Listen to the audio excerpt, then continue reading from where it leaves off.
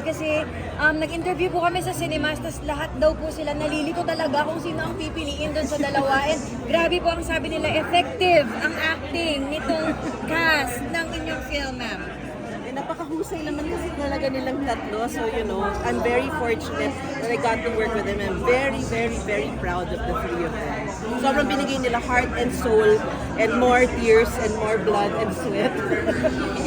So very grateful for all the positive feedback and just so grateful. Yun lang yung feeling namin ngayon. Natutuwa ako talaga dun sa mga sinasabi nilang magaganda, especially about the three. Ano masasabi niyo na kayo daw na ay hindi sila makapili sa inyong dalawa dahil grabe yung kilig. May kinikilig sa'yo, may kinikilig sa'yo. Anong reaction niyo dito? Wala ko po personally nakakatuwa kasi bago po kami palabas sa sinihan, talagang meron pong kaba kung paano kami tatanggapin ng mga tao. Pero hearing those comments, sobrang nakakataba po ng puso na nagustuhan talaga nila yung pelikula.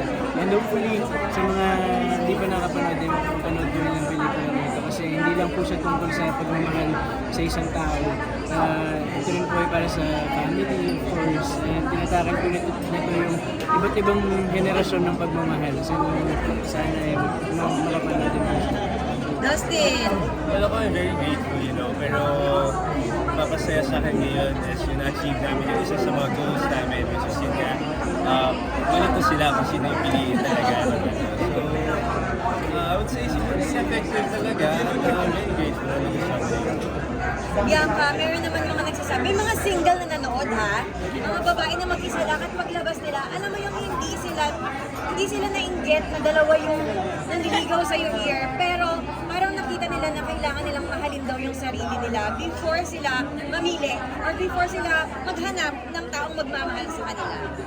Wala ka natutuwa ako na gano'n yung outlook nila. Because, other than the fact na sobrang natutuwa rin ako na they actually get what it feels like sa various positions na nahihirapan din sila.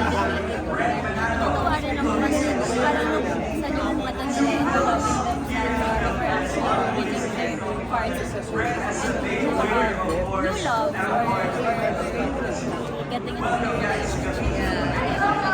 Kayo, sa inyo po lahat, marami po ang nanonood ng pelikulang Pilipino. Message niyo po sa mga Pinoy na inuna talaga ang local films kasi may mga kasabay pong avatar. Yung may mga, pero inuna po talaga nila yung dito daw po kasi sila makaka-relate sa sariling atin. Minsan lang ito sa isang taon. So, talagang take advantage naman sana sila.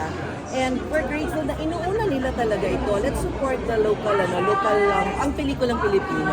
Kasi syempre atin ito I mean, a lot of people can say bad things about the industry, pero dapat inuuna natin yung atin. And I'm grateful na at least yung mga tao, inuuna nga tayo. Thank you so much, Direk! Thank you po.